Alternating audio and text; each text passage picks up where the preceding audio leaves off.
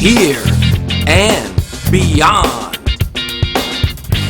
Get ready for raising the cane.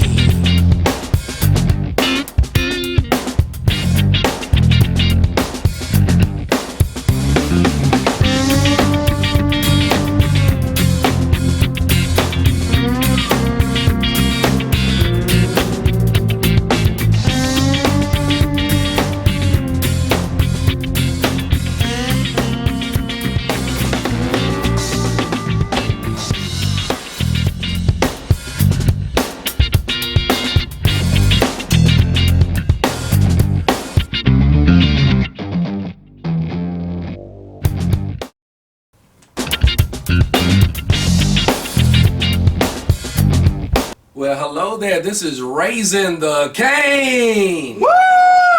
Yes, exciting episode number 7 we have for you today. That many? Yes, 7. Man. Yeah, wow. It's like we've been around a long time. Yes. So, thank you for watching us today. What's today's subject? How to start an investment club. What's that? Okay. Wow. An investment club is a group of people getting together, investing. So that's basically what it is. Okay? So we're going to share our story and share how to start a club for you. And so back to what is a club. Club is when a group of like-minded people get together to pool their money, like a mutual fund.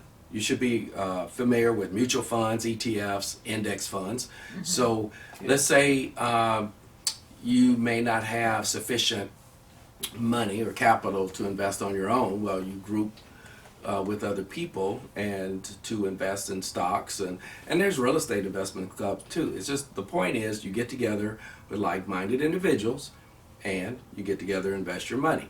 So how do you do that? So we're going to go through the series of steps in order how to start an investment club. Now let's give some of our background. The Game family. We started ours in around 1987, about 34 years ago. It's been a while. It's been around. Yeah. And so we're OGs of the investment club world. And so we're going to tell you how you can too. You and your family or friends can get together to do that. The first step we have is decide to commit.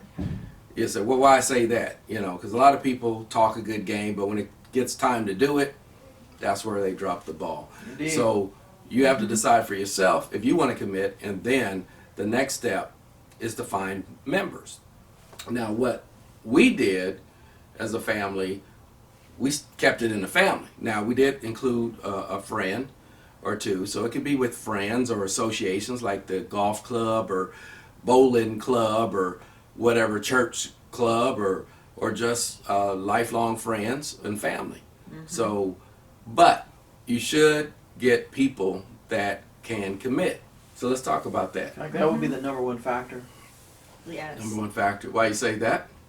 It requires a certain amount of regularity, discipline, and a systematic approach.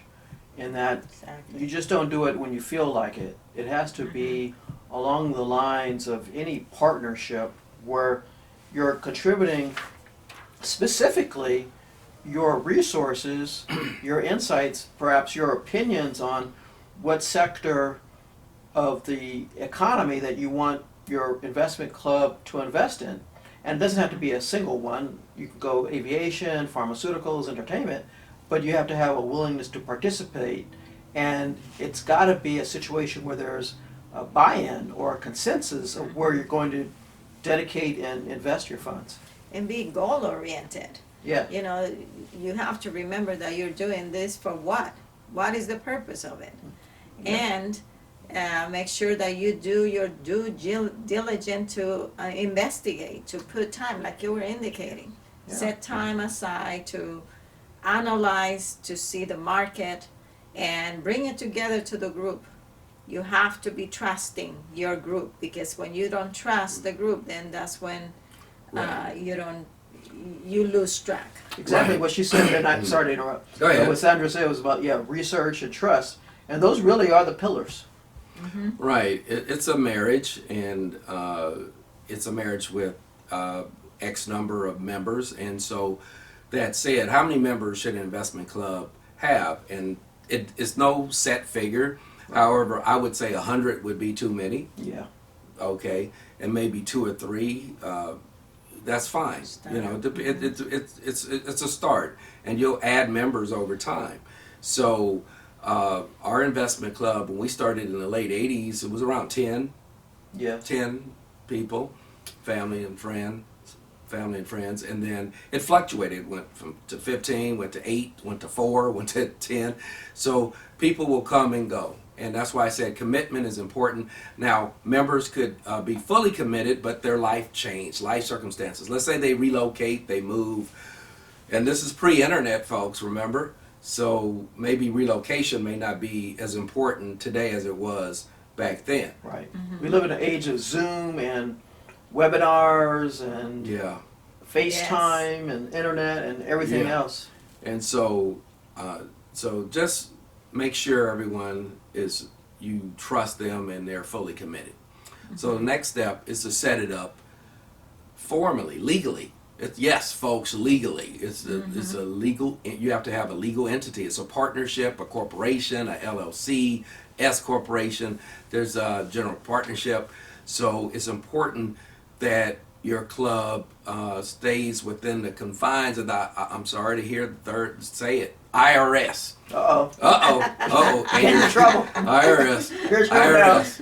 Cannot escape. You cannot escape them. IRS. You Get said everybody. you can't. And Drugs and taxes. and Yes. yes, drugs and taxes. And so whoever what state you live in, that state government, you have to pay them too. Sorry, that's part of the package. You have to pay those taxes. Yes. And so Yes. it's important that you get what's called an EIN, Employer Identification Number. It's equivalent to your Social Security number. It's only Yes. it defines you as a entity.